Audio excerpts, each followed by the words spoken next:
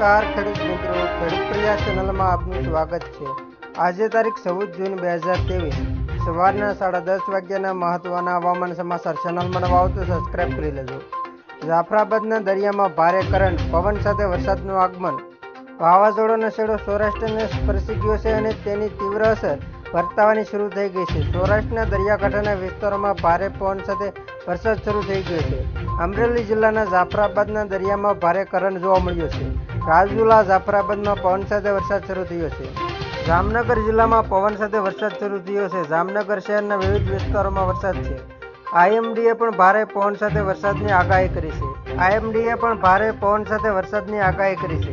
જામનગર જિલ્લામાં સવારે 6 થી બપોરે 2 સુધીમાં કાલાવાડમાં 14 મિલી, જામનગરમાં 5 મિલી, જોડિયામાં 3 મિલી તથા રોલમાં 9 મિલી વરસાદ નોંધાયો છે। મોરબીમાં પણ વરસાદ શરૂ થયો છે। રવાપર રોડ, જૂના બસ સ્ટેશન વિસ્તારમાં વરસાદ છે। બોટાદ જિલ્લામાં ભારે પવન સાથે વરસાદ છે।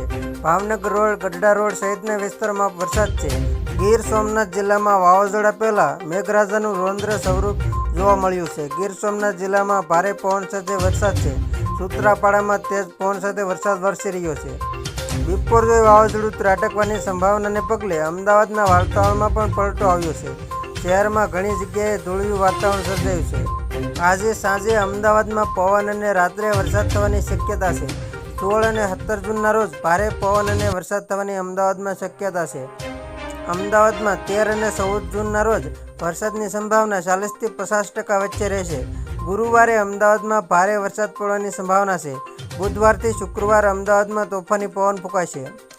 તો વરસાદની વાત કરવામાં આવે તો 14 જૂનના રોજ રાજકોટ, જામનગર, પોરબંદર, જૂનાગઢ, અમરેલી, દ્વારકા, ગીર સોમનાથ, દીવ, દમણ અને કચ્છમાં વરસાદની શક્યતા છે।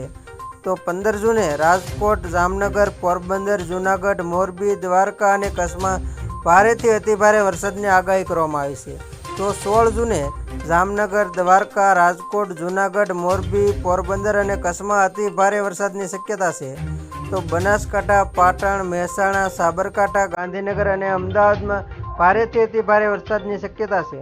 તો 17 જૂને બનાસકાંઠા, પાટણ, મહેસાણા, સાબરકાંઠામાં અતિ ભારે વરસાદની શક્યતા છે। અરવલ્લી, ગાંધીનગર, અમદાવાદ અને કચ્છમાં તેજ પવન સાથે વરસાદની શક્યતા છે। ગઈકાલે રાત્રે વાવાઝોડાએ રૌદ્ર સ્વરૂપ ધારણ કરી લીધું છે। વાવાઝોડાની ગતિ દક્ષિણ બાજુ જતી જોવા મળી રહી છે।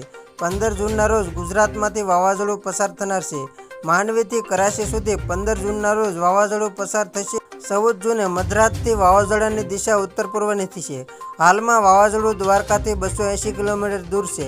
પોરબંદરથી 300 કિલોમીટર અને જખૌથી 320 કિલોમીટર દૂર છે। વાવાઝોડું 12 કિલોમીટર પ્રતિ કલાકની ઝડપથી આગળ વધી રહ્યું છે। તો ખેડૂત મિત્રો, આ હતા સવારના 10:30 વાગ્યાના મહત્વના હવામાન સમાચાર। ફરી વખત મળશું નવી અપડેટ સાથે। ત્યાં સુધી જોતા રહેજો ખેડૂત પ્રિયા યુટ્યુબ ચેનલ।